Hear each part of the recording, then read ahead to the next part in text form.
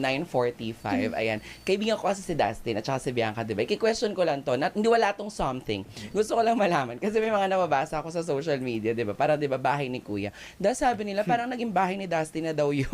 Oo nga eh. Anong comment mo doon? Di ba? Yun yung mga nababasa natin. Parang naging bahay ni Dustin kasi parang yung decision mo, choices mo, parang ikaw yung nasusunod sa mga nakikita natin doon sa napapanood natin sa loob ng PBB House. Nakita mo ba yung gano'n? May nagsabi ba sa'yo? Nagsabi sa akin. Mm-hmm.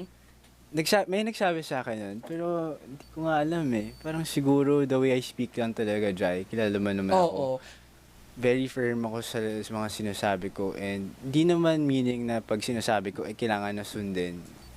Parang I just stand by it, you know. Parang every time na nagsasalita ako, alam ko na pinag-isipan ko siya. So the way I deliver it also, parang siguro medyo sure ako, or yun yung attack. Na-process mo naman, ganon. Pero hindi ko naman like dapat yung sundin to, ganyan. Hindi naman ako nagdademand. Huwag parang you're just stating yung kung ano yung nararamdaman mo nung moment na yun. Now, it's a very good opportunity for us, viewers, to ask Bianca, kasi nasa loob ka. You experience kung paano niya dinideliver yung ganon. Iba yung ikaw mismo first hand naka-experience kumpara sa napanood mo lang siya with different context na. Sige, let's ask Bianca dun sa ganon. Para sa akin, si Dustin kasi, he's a very, very straightforward man. Kumbaga, hindi siya nagpapaligoy-ligoy with his words. And, yung isang difference niya sa aming mga housemates and most people is that when he says something, he can deliver it differently as well. So, kumbaga, siguro na may misinterpret yun ng ibang tao when he wants to say something. Right.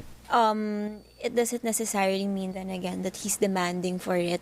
Pero ganun lang kasi, kumbaga rekta kasi siya kapag nagsasabi. And sa perspective ko naman, I didn't view it in a Negative way. Yes. Pero and sa pagkakakilala ko rin naman po kasi talaga kay Dustin, kung ano man po yung na-project nun sa outside world, I always tell him na sana makita lang talaga nila si Dustin through my eyes, because he's really one of the most like selfless people that I know. Sobra talaga. As in, sa aming lahat, kung makita niya lang po talaga kung gaano siya ka-willing i-sacrifice yung itlog niya kapag... Sandali lang naman. Yung itlog lang kasi kami birthday. Mas okay na sa akin yung nanahimik kaysa may ibinulalas na ganyan. Hindi ba bawal? One egg lang. Wait lang. Chicken. Hindi namin napanood yung ano na yun. One egg lang kasi kami per day. Tapos... Kasi Yung mga nagdadrive, baka biglang hindi ko maulit yung itlog na yun. Sige, linawin natin, Bianca. Yung itlog, one egg lang kasi kami per day. One egg lang kami per day. Sorry. Hindi niyo po alam kung gaano niya kayang ibigay yung itlog niya. Yung isang... Di ba naman? Yun eh. Bianca! Wait lang, bakit? Sorry po. Hindi po. The chicken egg. Chicken egg. One egg lang po yun per day.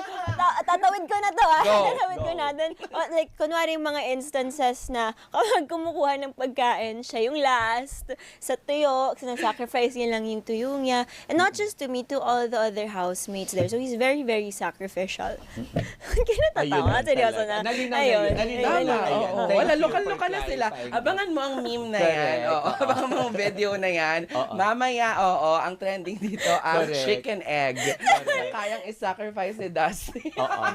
Dustin, meron ka bang reaction or sagot dyan para dun sa iyong sacrificial egg? Na kung ano man yun, go. Baka lang merong reaction. Wala. Wala. Ipake-Bianca na lang yan. Yun naman. I remember ito. Thank you so much. Matapos na lang, di ba? Matapos na, di ba? Binigyan mo. Sorry. Ito yung money shot. Ika nga sa pelikula, di ba? Meron kayong napanood ako, may letter kayo para sa isa't isa inside the house. Nabasa nyo na yung letter na yun? Na nakita nyo na yung nilalaman? Yes, actually it's with him na, tapos it's with me na rin.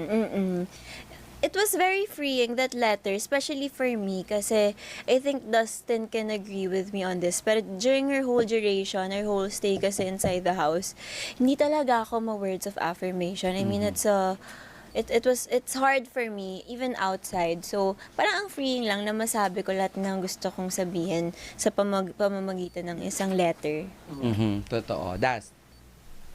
Yeah, oo. Nakakatuwa kasi... It's very old school, di ba? Very Letter. old school, yeah. And first time ko rin marinig yun lahat kay Bianca, honestly.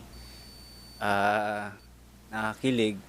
Tsaka nakaka-happy rin magsulat ng letter. Kasi ako mahilig talaga akong sulat ng letter. Yun. Naku, bitin na bitin ng oras natin. Yes. Pero I'm sure this is not the first time na makakwentuhan natin sila. Mabilisan, Papa Awel, samantalayin lang natin. Ang dami niyong billboards, not only here in the Philippines, but also abroad. Mga gusto niyong pasalamatan. Take this opportunity. Ayan, maraming salamat po sa lahat ng sumusuporta sa amin. Talagang we are overflowed with so much love. We honestly don't know where to start, but we promise you na hindi po namin sasayangin lahat ng pagmamahal na binibigay niyo sa amin, and we promise to make you all proud, at hindi po namin sasayangin yung opportunity na to. So maraming salamat po. We love you. Dustin? Yeah, I'm also super grateful for you guys. Lahat ng sumuporta sa journey namin up to now, sa mga pa-billboards nyo and sa lahat ng ginagawa nyo for us, para lang maramdaman namin kung gaano kami ka-loved.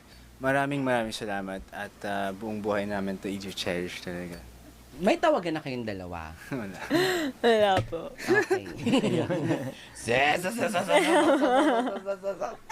Ayan, oo. Maraming salamat. Thank you po.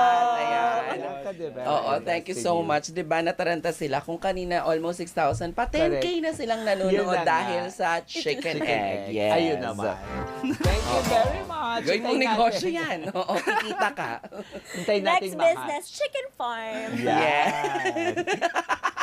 Sabi dito, antok na ata si Bianca kung ano-ano na sinasabi. Basta thank you. Ginawa niyo mas maganda ang gabi natin. Ito na yung mundo na nakatutok sa atin. Bianca De Vera and Dustin Yu. Marami Thank you tayong so much. nalaman Thank na you. hindi natin alam. Kaya lahat tayo sabay-sabay. Alam ko na. Alam nyo na. Alam na this.